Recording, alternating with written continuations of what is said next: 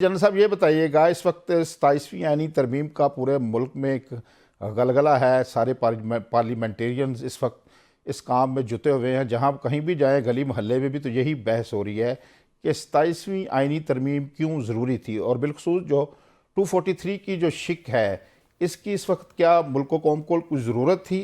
Honest opinion, इसको पाकिस्तान की जो वॉर मेकिंग प्रोसेस है, जो प्रोसीजर है, जो कंटेम्प्रेरी, जो पूरी इंटरनेशनल प्रैक्टिसेस अभी हो रही हैं, जिस तरीके से जो कल्चर एक वॉर का कह लें और एक जो कैरेक्टर ऑफ वॉर और नेचर ऑफ कॉन्फ्लिक्ट चेंज हुआ है, उसको मद्देनजर रखते हुए I think it was very much required. ये नहीं हो सकता कि पाकिस्तान के ऊपर एक एप्लीकेशन हुई हुई हो, जैसे संदूर चल रहे हैं अभी अफगानिस्तान में, सिचुएशन आप देख रहे हैं, फिर मल्टी डोमेन ऑपरेशंस आपने देख लिए हैं। जब हमने पहलगाम का रिस्पांस किया पाकिस्तान की तरफ से, तो पाकिस्तान के अंदर भी कई ऐसे लोग थे जिनको इस चीज का अंदाजा ही नहीं था कि कितना मल्टी डोमेन ऑपरेशनल रिस्पांस जाना है, चाहे वो नेट सेंट्रिक डोमेन में हो, ड्रोन्स की डोमेन में हो, साइबर की डोमेन में हो। तो पाकिस्तान ने वो नेट सेंट्रिक कह लें, वो all all encompassing across all spectrum of war response दिया।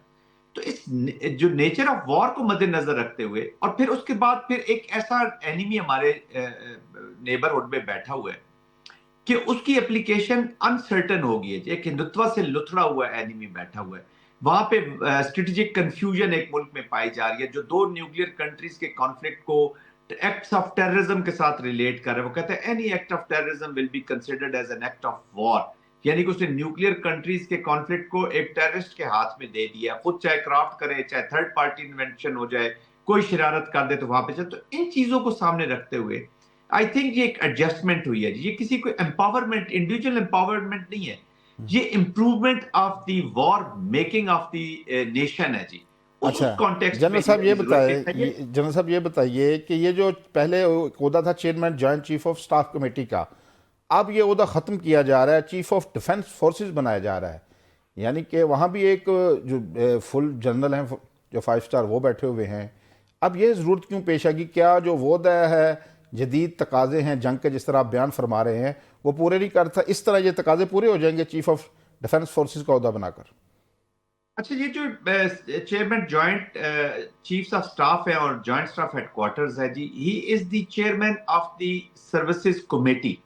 Chairman joint chiefs of staff committee कहलाता है जी। कमेटी एक इतनी इफेक्टिव ऑपरेशनल कमेटी, ये ऑपरेशनल काम नहीं करे। It is not an operational headquarter, it is a symbolic headquarter, जो पाकिस्तान की सर्विसेज को, पाकिस्तान की जो स्ट्रेटेजिक डोमेन है, उनके बीच में डिस्कशन जरूर होती हैं, लेकिन कोई कंपल्शन, चेयरमैन जॉइंट कोई डिसीजन नहीं लेता, एक अकोमोडेटिव डिसीजन कि आपने जंग कैसे लड़नी है, हमने कैसे लड़नी है। वो आती है सर्विसेज चीफ से। हर मुल्क की, और पाकिस्तान की भी इस तरह लैंड स्ट्रेटजी है, एयर स्ट्रेटजी है, नेवल स्ट्रेटजी है, जो पाकिस्तान के ऑब्जेक्टिव्स को सामने रखते हुए, पॉलिटिकल ऑब्जेक्टिव्स को सामने रखते हुए एज इंस्ट्रूमेंट बनाई जाती है जी। अब उसको एक ऑपरेशनलाइज, एक ऑर्डर के नीचे या एक तरीकेकार के नीचे ये सर्विसेज चीफ अपनी जगह पे मौजूद रहेंगे। अब जो सीडीएफ उनके बिहाफ पे या एक कंसल्टेशन के साथ जो डिसीजन लेंगे, वही पास किया जाएगा to the political leadership, जहां पे supreme control of the war will still remain with the political leadership because it is a political process। तो वो वन मैन, एक एम्पावर्ड पर्सन, जिसको पास ज्यादा एम्पावर्ड पर्सन होगा, वो उस कंटीजेंसी के मुताबिक, उन हालात के मुताबिक जंग की एग्जीक्यूशन को ऑन बिहाफ ऑफ ऑल अच्छे तरीके से कंडक्ट करेगा। सादा अल्फाज में ये है, लेट्स से कि एक इवेंट होता है, अब एयरफोर्स अपने रिस्पांस उस पर अगर ऊपर जनरेट करने शुरू कर दे, नेवी अपने रिस्पांस जनरेट करने शुरू कर, या एयर नेवी वाटर्स में कोई हमारे ऊपर हमला होता है और आर्मी कहे जी कि नहीं, हमने तो कोई इसका रिस्पॉन्ड करना नहीं है, नेवी रिस्पॉन्सिबल है, उनका एरिया है, एयरफोर्स कहे जी, ऐसा होता नहीं है।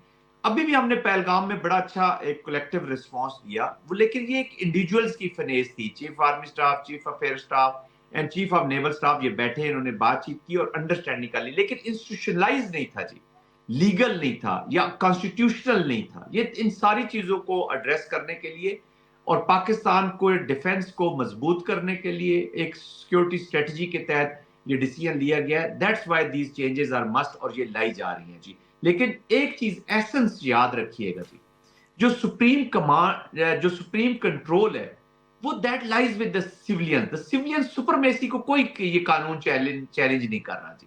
War is a political process, politicians ने लड़नी है, पॉलिटिकल लीडरशिप ने लड़नी है, मिलिट्री का जो इंस्ट्रूमेंट है उसकी सिनर्जी के लिए ये फैसला किया है।